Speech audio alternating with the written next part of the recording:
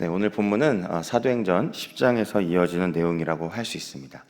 이제 베드로는 성령의 인도하심에 따라 가이사랴에 사는 고넬료라고 하는 이방인을 만났는데요. 그들에게 이제 예수님의 죽으심과 부활하심의 그 복음을 전파했습니다. 그러자 이제 고넬료를 비롯한 그 자리에 있던 모든 사람들이 말씀을 듣는 그들에게 하나님의 성령이 부어진 역사가 일어납니다.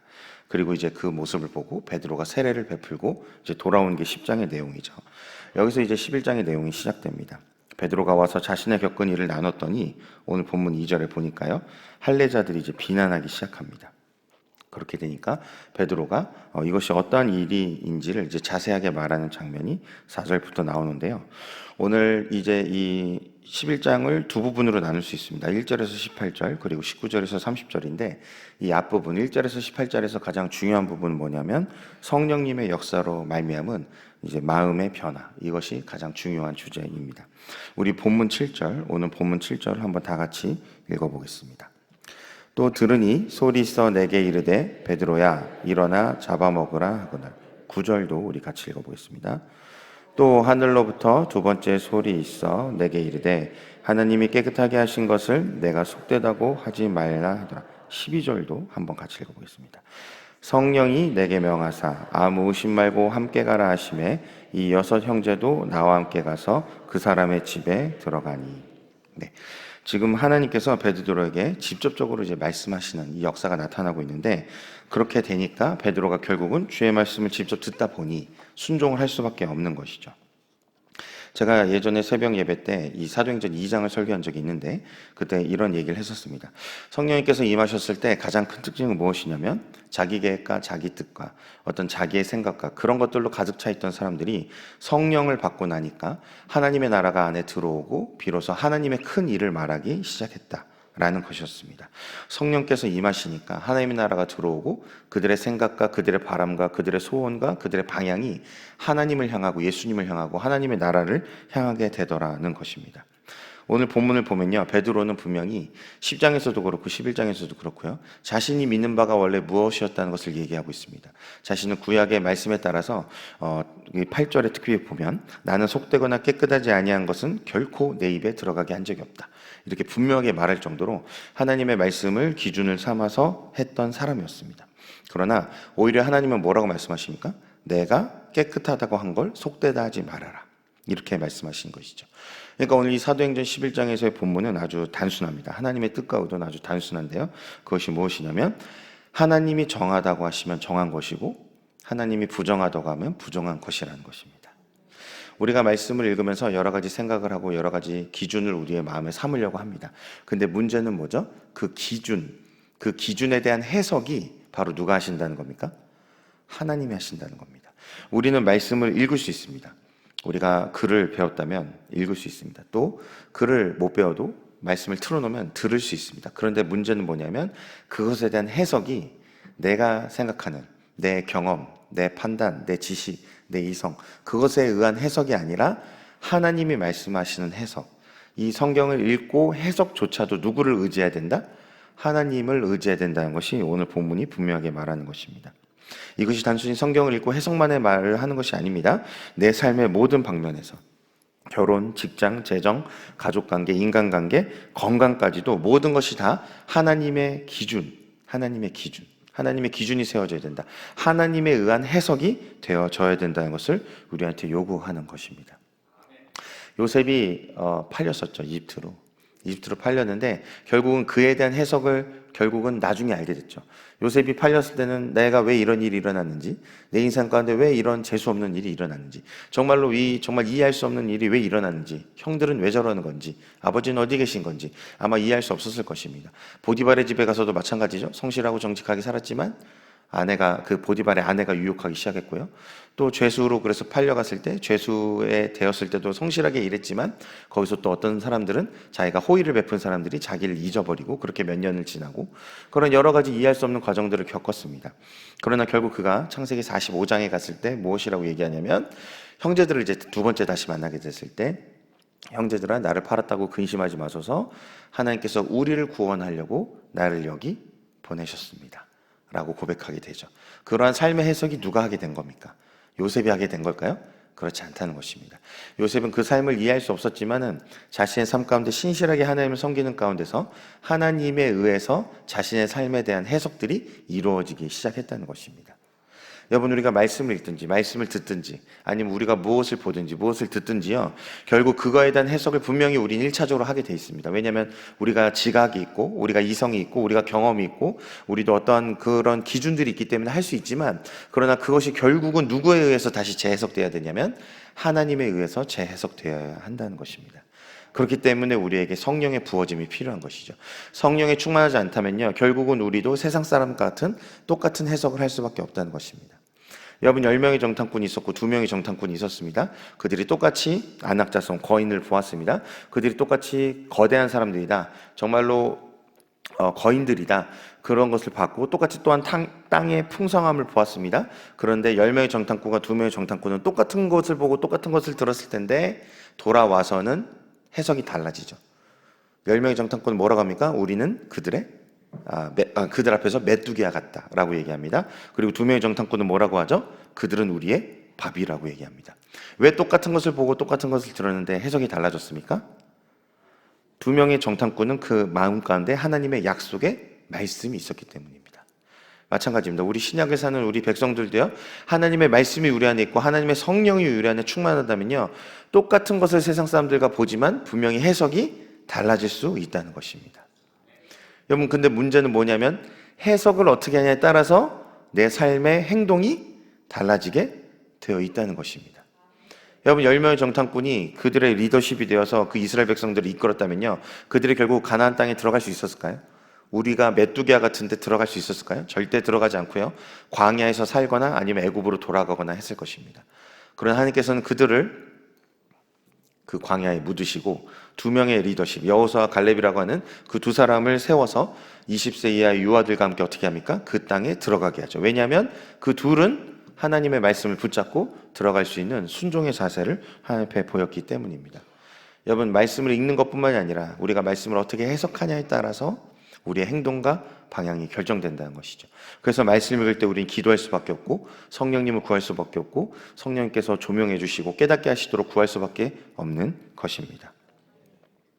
여러분, 이 예수님의 제자들이 이전에는 정말 자신이 꿈꾸던 메시아, 자신이 꿈꾸던 나라, 그래서 그 주의 나라에서 내가 정말 한 자리 해먹어야겠다, 그런 자신의 입신양령을 위해서 예수님을 따르는 그런 사람들이었다면, 이제는 성령을 받고 하나님의 일을 말하고 하나님의 나라를 얘기하기 시작하는데, 그들이 무엇보다도 하나님의 초점을 맞췄다는 것, 하나님께 포커스를 맞췄다는 것을 여러분 기억하셔야 됩니다.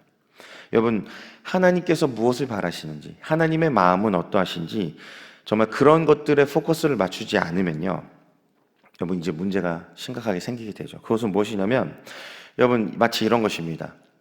저는 어릴 때 아버지가 퇴근해서 이제 들어오시면 항상 아버지의 손에 관심이 많았습니다. 여러분, 뭐 제 몸만 봐도 아시겠죠? 제가 무엇에 관심이 있었겠습니까?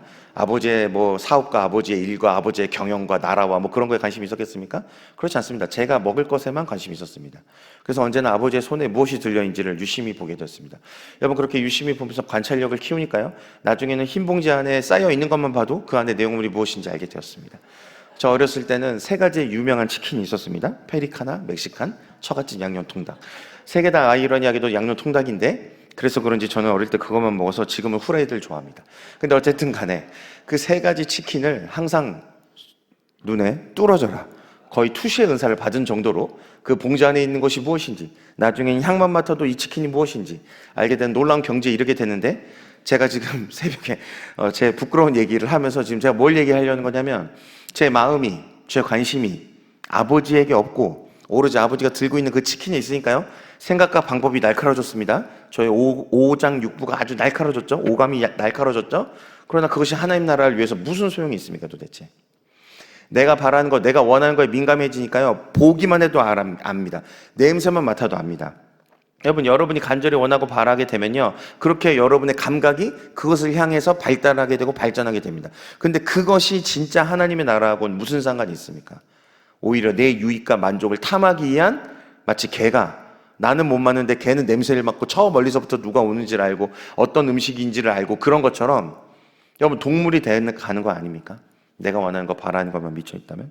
여러분, 저한테는요, 아버지가 아니었어요. 치킨 배달원이었다는 것입니다. 결국 그 정도밖에 되지 않았던 것이에요. 여러분, 우리가 하나님을 섬길 때 어린 나이부터 시작하겠죠. 우리가 거듭나면 그때부터 이제 영적인 나이가 1살이 아닙니까? 그러니까 어릴 때는 당연히 그럴 수 있습니다. 어릴 때는요, 제가 아버지에 대해서 뭘 알겠습니까? 3, 4살짜리가, 5, 6살짜리가, 7, 8살짜리가 솔직히 아버지의 일에 대해서 무엇을 알겠습니까? 그러니까 그때는 내가 원하는 거, 내가 바라는 거 갖다 주는 사람, 나한테 잘해주는 사람, 내가 바라는 건 뭐든지 할 수 있는 사람, 그런 존재로밖에 인식이 안 되겠지만, 여러분, 제가 20살이 되고 30살이 되고, 제가 지금 이제 40인데, 제가 지금도 예를 들어 아버지는 돌아가셨지만, 아버지가 집에 살아오셨다. 근데 오셨는데도 치킨을 들고 있는지 안 들고 있는지만 확인하고 있다면, 여러분, 이거는 누구의 문제입니까, 도대체? 그렇죠? 우리 자신의 뭔가 문제가 분명히 있는 것입니다. 여러분, 우리가 신앙생활을 10년, 20년, 30년 이렇게 점점점 많이 해가는데 여전히 아버지 존재 자체에 관심을 가지지 않으면요, 여러분, 아버지 나한테 배달원이 되실 뿐입니다.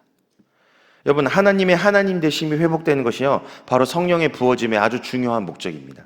성령이 왜 우리 가운데 오시고 성령이 부어졌냐면 하나님의 하나님 되심을, 예수님의 메시아 되심을, 예수님의 주 되심을, 예수님의 왕 되심을, 그것을 우리 가운데 온전하게 회복시킨 역사가 바로 성령의 부어진 가운데서 이루어지게 되었다는 것이죠. 그렇게 되니까 아버지 존재 자체를 인식하게 됩니다. 아버지가 들고 오는 것들, 아버지의 손, 이것보다 아버지 존재, 하나님 당신께서 무엇을 원하시는지, 하나님 당신께서 무엇을 바라시는지, 어떠한 것이 하나님의 뜻인지, 이 사건이 일어났을 때 하나님이 이것을 통해서 나한테 무엇을 말씀하시는지 계속해서 하나님을 향해서 시선을 맞추고 하나님을 향해서 포커스를 두고 하나님 앞에 나아갈 때도 내 마음과 소원을 알아야지만, 당연히 그것을 구하겠지만 그것만이 아니라 아버지의 나라를 구하고 아버지의 의를 구하고 아버지의 뜻을 구하는 일들이 우리 가운데 자연스럽게 생각나게 되는 것이, 생겨나게 되는 것이 바로 성령의 부어짐의 역사라는 것입니다. 여러분, 베드로는 분명히 자기 기준이 있었습니다. 베드로한테는요, 분명히 자신과 다른 하나님의 뜻을 전달받았습니다. 그러나 그때 어떻게 됐냐면요, 기꺼이 하나님의 말씀에 순종하게 되었습니다. 나의 기준을 내려놓고, 나의 생각을 내려놓고, 나의 해석을 내려놓고 하나님께서 말씀하신 것을 그대로 듣고 온전히 순종하는 베드로의 삶의 자세가 여기 성경에서 나타나게 되었다는 것입니다. 그렇게 되니까요, 자기의 동료들, 자기의 동족들, 자기와 같은 복음을 받은 자들에게 비난을 받을지라도요, 그것을 기꺼이 흔들리지 않고 자신이 경험한 것을 담대하게 나누면서 하나님의 뜻이 이것이었다, 하나님이 이렇게 말씀하신다, 하나님의 해석이 바로 이것이었다라고 담대하게 말하게 되었다는 것입니다. 그러면서 본문 17절에 이렇게 말합니다. 본문 17절 우리 다 같이 한번 읽어볼까요? 그런즉 하나님이 우리가 주 예수 그리스도를 믿을 때 주신 것과 같은 선물을 그들에게도 주셨으니 내가 누구에게 하나님을 능히 맡겠느냐 하더라. 아멘. 여러분, 우리가 진짜 하나님을 안다면, 우리가 진짜로 성령님을 받았다면요, 하나님을 가로막을 수 없습니다. 오히려 하나님이 오신다면요, 우리는 비켜설 수밖에 없는 것이죠. 우린 그분 앞에서 한 발짝 물러설 수밖에 없습니다. 하나님께 이래라 저래라, 이것이 아닙니다, 저것입니다 라고 아니라, 그렇게 물론 따질 수도 있겠지만 그러다가도 결국은 기도하는 가운데 우리의 마음이 어떻게 됩니까? 하나님 앞에 온전히 엎드려지게 된다는 것입니다. 하나님이 옳으십니다. 하나님이 맞습니다. 하나님의 뜻이 생명입니다. 하나님의 뜻이 길입니다. 하나님의 말씀이 진리입니다라고 고백하고 인정하고 순종할 수밖에 없더라는 것입니다. 여러분, 사도 베드로가 성령을 받고 나니까요, 하나님을 경외하는 법을 배우게 됩니다. 하나님의 하나님 되심을 인정하게 됩니다. 여러분, 창세기 22장 12절에 보면 아브라함이 이제 이삭을 바치러 가는 장면이 이제 22장 전체에 나오는데, 거기에서 이제 12절에서 하나님께서 이렇게 말씀하시죠. 그 아이에게 내 손을 대지 말라. 그리고 그에게 아무 일도 하지 말라. 내가 내 아들, 내 독자까지도 내게 아끼지 아니하였으니 내가 이제야 너가 하나님을 경외한 줄 아노라. 여러분, 아브라함이요, 하나님의 말씀을 받았습니다. 상식적으로 이해할 수 없는 말씀이죠. 아들을 바치라는 말씀이 어떻게 이해가 되겠어요? 그러나 그것을 고민하고 어떤 씨름을 했을 수 있지만요, 결국은 그 하나님의 말씀을 따라 모리아산을 올라갑니다. 그래서 진짜로 하나님의 말씀에 단순하게 순종하려고 하죠. 그랬더니 하나님께서 뭐라고 말씀하시냐면 이제야 너가 나를 경외한 줄 아노라. 여러분, 우리가 언제 하나님을 경외하는 것이 확정되게 되냐면요, 내 생각과 다른, 내 방법과 다른, 내 뜻과 다른, 내 계획과 다른 하나님의 말씀이 임했을 때 내 말씀, 내 마음, 내 생각, 내 뜻을 꺾고 그것은 죽고 예수 사셨을 때 하나님의 말씀에 순종하게 되었을 때 하나님께서 너가 나를 경외한다라고 인정하시게 되는 것입니다. 여러분, 그러니까요, 결국은 우리가 입술로만 믿는 것이 아니라, 생각으로만 믿는 것이 아니라, 그 믿음이 나의 머리서부터 내 발끝까지 온전한 나의 삶을 변화시켜 하나님의 말씀하시는 순종으로 이어졌을 때 비로소 경외라는 단어를 쓸 수 있다는 것입니다. 그냥 하나님을 두려워하기만 하는 게 아니고, 그냥 하나님을 기뻐하기만 하는 게 아니고, 그런 나의 감정 상태를 말하는 것이 아니라 하나님 말씀대로 그대로 내 삶 가운데 순종이 나타났을 때 비로소 경외라는 그런 칭찬을 하나님께 우리가 받게 되더라는 것입니다. 그렇기 때문에요, 경외라는 것은요, 단순히 우리의 생각과 감정과 이런 것들을 넘어서요, 하나님의 말씀이 임하고 그 하나님의 말씀이 우리 가운데 성령에 의해서 해석되어지고 그것이 순종으로 나아갈 때 비로소 경외라는 우리가 칭찬을 얻게 됩니다. 여러분, 윌리엄 윌버포스라는 영국의 정치인 여러분 잘 아시죠? 담임 목사님께서도 여러 번 예화로 드셨는데, 여러분, 이 사람은 기독교 국가였던 영국에서 태어났죠. 모태신앙으로 태어났습니다. 그러나 그는 기독교에 별 관심이 없이 쾌락주의적인 삶을 살았습니다. 그런데 이제 그때는 이제 시대가 시대인 만큼 1784년 25살이 되던 해에 윌버포스는 어쨌든 간에 벌써 하원 의원이 되었습니다. 그런데 26살에 어떻게 이제 여행을 하다가 복음주의 기독교인이 되는 역사가 있었습니다. 하나님께서 이제 만나주신 거죠. 그리고 나서는 이 사람이 26살 때부터 남은 평생을 이제 노예제 폐지 운동에 바치게 되는데요. 그는 이제 모태신앙에서도 뭐 카드놀이, 뭐 술 등등의 이제 이런 쾌락을 즐기던 사람이었는데, 하나님을 만나게 되고 성령을 받게 되니까요, 갑자기 이 사람이 주님을 온전히 섬기고 주님의 말씀이 삶의 기준이 되어서 자신의 위치, 하나님이 부르셨던 그 하원 의원이라는 위치 속에서 하나님의 말씀에 순종하기 위한 일들을 하는데, 그게 무엇이냐면 바로 노예제를 폐지하는 그 운동에 자신의 삶을 내어드리는 것이었다는 것입니다. 그는 결국 생을 마감하기 전 3일 전에 영국에서 노예제도 폐지 법안이 의회를 통과하는 것을 보고 이제 눈을 감게 되었습니다. 윌버포스라는 사람을 기독교의 관점이 아니라 세상의 관점, 뭐 사회적으로 정치학적으로 그런 관점으로 보면요, 윌버포스가 왜 노예제를 폐지했는지 여러 가지로 해석할 수 있습니다. 그러나 그의 삶을 들여다보면요, 그가 그 운동을 했던 결정적인 이유, 가장 큰 근본 이유는 뭐냐면, 내가 주님을 만났고 주님의 성령을 받았고 그래서 내 삶 가운데 하나님의 말씀이 이루어지도록 씨름하기 위해서 그 법의 폐지를 붙들고 싸웠더라 라고 말할 수 있습니다. 그의 말씀을 붙들고 그 말씀을 지켜내고 살아내고, 또한 그 말씀이 그 영국을 통치하게 하기 위한 그러한 씨름과 몸부림이 바로 하나님을 경외하는 삶으로 인정받았고, 그 결과 또한 하나님께서 그 사람을 통하여서 그런 하나님을 반대하는, 하나님을 대적하는 악법들이 폐지되는 역사가 일어나도록 하셨다는 것입니다.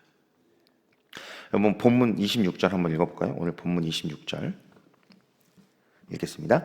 만남에 안디옥에 데리고 와서 둘이 교회에 1년간 모여 있어 큰 무리를 가르쳤고, 제자들이 안디옥에서 비로소 그리스도인이라 일컬음을 받게 되었더라. 아멘. 여기서 그리스도인이라 일컬음을 받게 되었다라는 말이 나오는데요, 이 그리스도인에 해당하는 헬라어는 크리스티아노스입니다. 크라이스트가 앞에 있는 거고, 이제 이아노스, 이게 이제 붙어가지고 합성어인데요, 요걸 직역하면 그리스도 따르미들, 그리스도에게 동화된 자들, 이게 이제 직역적인 의미입니다. 그러니까 여러분, 우리가 기독교인, 그러니까 그리스도인이라고 불리잖아요. 우리를 그리스도인이라고 말하잖아요. 그걸 직역하면 뭐라고요? 그리스도 따르미들, 예수 따르미들, 이게 그리스도인이라는 이 단어의 뜻이라는 것입니다. 여러분, 안디옥에 사는 무리들이, 물론 이 문맥은 이제 바울과 바나바가 나와서 이제 여러 가지 다시 스데반의 순교 이후의 일로 시작한 문맥에서 이 그리스도인이라는 단어가 나오지만요, 사도행전 11장 전체의 문맥에서 보면요, 결국 이 얘기는 무슨 말이냐면, 하나님의 말씀을 듣고 하나님의 말씀을 받아서 그 말씀이 성령에 의해서 해석되어져서 그 말씀이 내 삶의 기준이 되어, 결국 그 기준만 된 것이 아니라 내 삶을 통해서 그 말씀이 이루어지는 것, 말씀에 순종하게 되는 삶, 그 삶을 사는 자들이 무엇이라고 일컬음을 받았다? 그리스도 따르미들이라고 일컬음을 받았다는 얘기입니다. 여러분, 우리 한번 다 같이 고백해 볼까요? 나는 그리스도 따르미들이다. 나는 그리스도 따르미들이다. 다시 한번 해볼까요? 나는 그리스도 따르미들이다. 여러분, 이제는 우리가 그리스도인이라고 말하지 말고 그리스도 따름이들이다, 예수 따름이들이다 라고 얘기해 보십시오. 그러면은 야, 저 기독교인들 문제야, 저 예수 따름이들 문제야. 근데 그 문제라고 얘기를 듣는 이유가 정말로 하나님을 대적한 악법을 폐지하기 위해서, 예수님께서 주님이시라는 신앙을 고백하기 위해서, 그런 고백적인 삶을 살기 때문에 비판을 받는다면 상관이 없지만, 뭐 예를 들어 저희 교회 이제 주차 문제라든지 그런 것 때문에 저 예수 따름이들이 문제다라는 얘기를 듣는다면, 여러분, 정말 우리가 어떻게 하나님을 섬기고 있는 것입니까? 그 사람들이 욕하고 있는 건 두 번째, 세 번째 문제죠. 여러분, 그들이 예수를 안 믿는다고 하면요, 어차피 그들은 하나님께 나중에 어떠한 징벌, 심판을 받게 될 것이에요. 우리가 그 사람들이 우리를 욕하는 거에 대해서 따질 이유가 없다는 것입니다, 사실은. 그러나 진짜로 따져봐야 되는 건 뭐냐면, 우리가 욕을 먹고 있는 이유죠. 우리가 왜 욕을 먹고 있는가? 우리가 예수를 주시라고 해서 욕을 먹고 있는가? 아니면 하나님의 말씀에 순종하지 않아서 욕을 먹고 있는가? 여러분, 만약에 하나님의 말씀에 순종하지 않아서 욕을 먹고 있다면요, 결국 그것은 우리가 하나님을 하나님으로 섬기지 않기 때문이라는 것입니다. 우리가 벌을 받아 마땅한 일이라는 것이죠. 여러분, 하나님의 말씀이 들어온다고 하면 기준이 바뀝니다. 여러분, 주차에 대한 기준이 바뀌겠죠?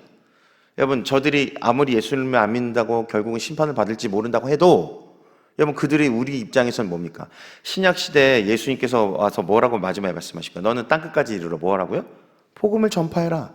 넌 유대와 사마리아와 땅끝까지 증인이 되라. 예수님의 증인이 되라. 여러분, 그들이 결국은요, 복음을 전할 대상이라는 것입니다. 여러분, 그들이 복음을 전할 대상이라면 우리가 그들을 어떻게 대하게 될까요?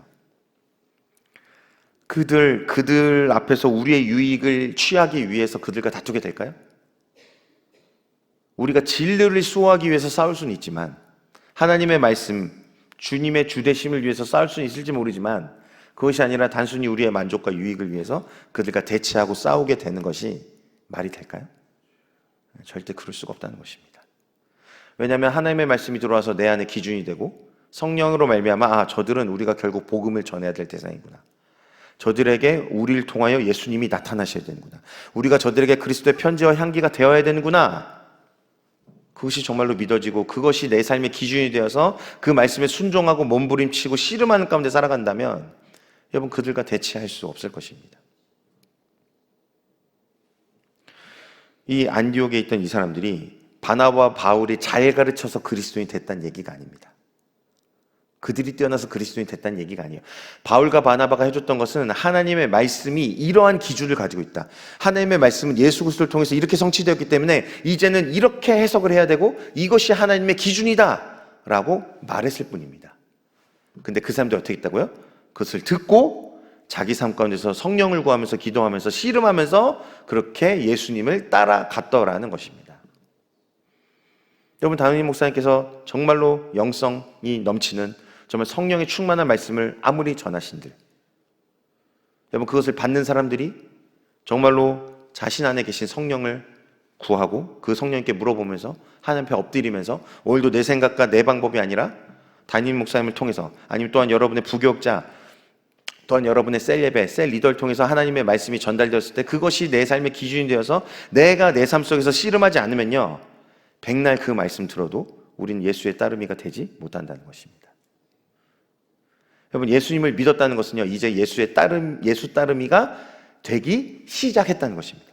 그렇죠? 이제 내가 영적으로 한 살이 됐다는 겁니다. 그러니까 아버지가 아버지 되심을 잘 몰라도 그때는 괜찮을지 모르겠습니다. 그러나 그것이 10년, 20년, 30년이 되었다면 분명히 달라졌어야 됩니다. 예수 따름이가 되었어야 합니다. 이제 그것은 하나님이 아시겠죠. 여러분, 우리 예수 따름이들이 저 기독교인들 거짓말하고 저 기독교인들 사기나 치고, 여러분, 예수 따름이가 사기치고 예수 따름이가 거짓말하고, 그러면 예수님이 거짓말쟁이 되고 예수님이 사기꾼이 되는 겁니다. 나의 어떠함이 문제가 아닙니다. 우리 주님이 영광이 가려지고 우리 주님의 이름이 땅바닥에 떨어지는 것을 견딜 수 없어 하는 것, 그것이 거룩함의 증거입니다. 우리 안에 하나님의 거룩함이 들어왔다면 예수의 이름이 땅바닥에 떨어지는 걸 참을 수 없는 것이죠. 그래서 다윗이 분노하지 않습니까? 저 할례 받지 못한 자, 저 골리앗이 하나님의 이름을 모독한다, 나는 만군의 여호와 이름으로 나간다. 그 골리앗이 거대하고 대단하고 막 60kg짜리 막 갑옷과 창을 들고 그런 거 아무 상관 없었다는 것입니다. 오로지 하나님의 영광만 보였다는 것이죠. 여러분, 이제 설교를 마무리하겠습니다. 오늘 이 사도행전 11장에도요, 성령 받은 사람들에 대한 중요한 증거가 나옵니다. 그것은 무엇이냐면 내 생각, 내 계획, 내 방법, 어떤 내 뜻 이런 것이 아니라 하나님의 말씀을 듣고 나니 그 말씀이 내 삶의 기준이 되었더라. 그래서 성령께서 임하시로 말미암아 그 말씀이 해석되어지기 시작하고, 그래서 내 생각과 달랐을지라도 결국은 하나님의 기준을 받아들이게 되고, 그 기준을 씨름하면서 몸부림치면서 결국은 내 삶을 그 기준 앞에 놓고 그 기준에 따라 살아가도록 씨름하는 것, 그것이 성령 받은 사람들의 증거였다는 것입니다. 그러한 씨름들을 계속하니까요, 결국 주변 사람들도 이렇게 인정하게 되었습니다. 저들은 그리스도 따름이들이다. 그리스도에게 동화된 자들이다. 바로가요, 요셉을 보고 너처럼 하나님의 신에 감동된 자가, 바로 하나님 모릅니다. 만난 적도 없습니다. 그런데 요셉을 보고 바로 말하게 됩니다. 너처럼 하나님의 신에 감동된 자가 어디 있겠느냐. 여러분, 그것이 놀라운 역사죠. 예수님을 말하지 않았는데 그들이 벌써 너처럼 예수님을 따른 자들이 어딨냐, 너처럼 예수님을 높인 자가 어딨냐, 너처럼 예수로 충만한 자가 어딨냐라고 가르쳐주지 않아도 그들이 우리한테 그렇게 말하게 되는 것, 그것이 바로 성령 충만한 자들의 삶에서 나타나는 증거라는 것입니다. 우리 이 시간 다 같이 기도하겠습니다. 하나님, 우리가 이 새벽에 정말로 성령 충만한 자들 되기 원합니다. 하나님, 정말로 우리가 성령을 받고 하나님의 말씀에 따라 그 말씀이 내 삶의 기준이 되어서 그 말씀에 내 삶을 부복시키는, 그 말씀 앞에 내 삶을 엎드리는, 정말 나의 생각과 뜻과 모든 것들이 꺾여지고 오직 예수로 충만하고 성령으로 충만하여 하나님의 말씀이 내 마음에, 내 삶의 법이 되어야 되는 그런 놀라운 역사가 이 새벽 가운데 일어나길 원합니다. 그리고 또한 그러한 그 말씀의 역사 가운데 몸부림치며 순종할 때, 정말 씨름하며 나아갈 때 하나님 도와주셔서 우리의 삶이 결국은 그리스도 따름이들이다, 예수 따름이더라라고 칭찬받는 그런 믿음의 사람들 될 수 있도록, 오직 하나님만을 경외하는 사람들 되도록 주님 역사하여 주시옵소서. 다 같이 주여 한번 부르고 기도합니다. 주여! 오 살아계신 하나님 아버지, 이 새벽에 정말로 성령의 충만함을 잊기를 간절히 소망합니다. 성령님 역사하여 주시옵소서. 성령님 우리 가운데 기름 부어 주시옵소서. 성령님 말씀하여 주시옵소서. 우리의 생각과 우리의 마음을 바꾸시고, 하나님 우리의 귀를 바꾸시고, 우리의 마음을 부드럽게 하사 온전히 이 시간 하나님으로부터 내려오는 신령한 그 말씀이 우리 가운데 심겨지는 역사가 나타나게 해 주시옵소서. 그 말씀이 나를 진짜로 그리스도인 닮아가게 하는 생명의 말씀 되게 해 주시옵소서. 진리의 말씀 되게 해 주시옵소서. 하나님의 말씀이 내 마음에, 내 삶의 법도가 되게 하여 주시옵소서. 그래서 온전히 충성된 그리스도인으로 그 말씀과 씨름함으로 하나님을 경외하는 백성들로, 하나님께 정말 영광 돌리는 주의 백성들로 새롭게 되는 시간, 충만케 되는 시간 되기를 원합니다. 하나님, 그래서 우리가 정말로 저 이웃들에게 그리스도의 편지와 향기가 되어서 계속해서 주임을 높이며 주임을 영화롭게 하는 그리스도 따름이들이다, 저들이 예수 따름이들이다, 정말로 저들이 예수의 사람이다라고 칭찬받는 믿음의 사람들 되길 원하오니, 우리의 삶을 통하여 주님께 영광 돌리길 원하오니, 오 하나님, 우리의 삶을 통하여 영광 받아 주시옵소서. 우리의 삶을 통하여 주의 이름이 높임받게 하여 주시옵소서. 우리의 입술의 고백만이 아니라 우리의 손길과 발걸음이, 우리의 마음이, 우리의 방향이 모든 것을 통해서 예수님만 높임받으시도록, 우리 하나님만 영광 받으시도록 드려지는 거룩한 산 제사가 되는 이 새벽 되게 하여 주시옵소서. 오 살아계신 하나님 아버지, 정말로 하나님의 말씀이 우리의 마음의 법임을 다시 한번 고백합니다. 우리 인생의 길이 되고 진리고 생명이심을 고백합니다. 성령님 오셔서 우리 가운데 말씀을 주시고 그 말씀을 해석하게 하여 주시옵소서. 또한 그 해석된 그 하나님의 말씀이 이제 내 삶의 기준이 되어서 순종하기까지 하나님 신실하게 간섭하고 개입하여 주셔서 우리의 삶을 이끌어 주시옵소서. 그래서 우리의 삶이 결국은 우리의 삶을 통하여서 저 이웃들에게 예수님의 이름을 전달하게 되고, 예수님의 이름을 전파하게 되고, 예수 안에 있는 그 생명을 나타내게 되는 놀라운 그 생명권의 역사 가운데 쓰임받기를 원하오니, 하나님 나의 삶을 사용하여 주시옵소서. 우리의 삶을 붙들어 주시옵소서. 간섭하고 개입하사 세상 사람들이 우리를 볼 때 저들은 진정한 예수 따름이들이다, 저들은 진정한 그리스도 따름이들아, 진정으로 예수께 속한 자들이라고 고백하고 칭찬받게 되어 우리 주님께만 영광 돌리게 되는 믿음의 사람들이 되는 이 새벽 되게 하여 주시옵소서. 감사드리며 예수님 이름으로 기도합니다. 아멘. 주여, 주여, 주여. 오 살아계신 하나님 아버지, 이 새벽에도 하나님의 성령을 부어주사 아버지 충만케 하여 주시옵소서. 우리의 생각 가운데, 이루의 입술 가운데, 우리의 마음 가운데, 우리의 기준 가운데, 우리의 뜻과 계획 가운데 하나님의 성령을 부어주사 온전히 하나님의 뜻과 계획으로 변화되기까지 신실하게 역사해 주시옵소서. 하나님 부어주시옵소서. 하나님 말씀하여 주시옵소서. 그 말씀 가운데 이제 씨름하기 원합니다. 그 말씀을 붙들고 몸부림치기 원합니다.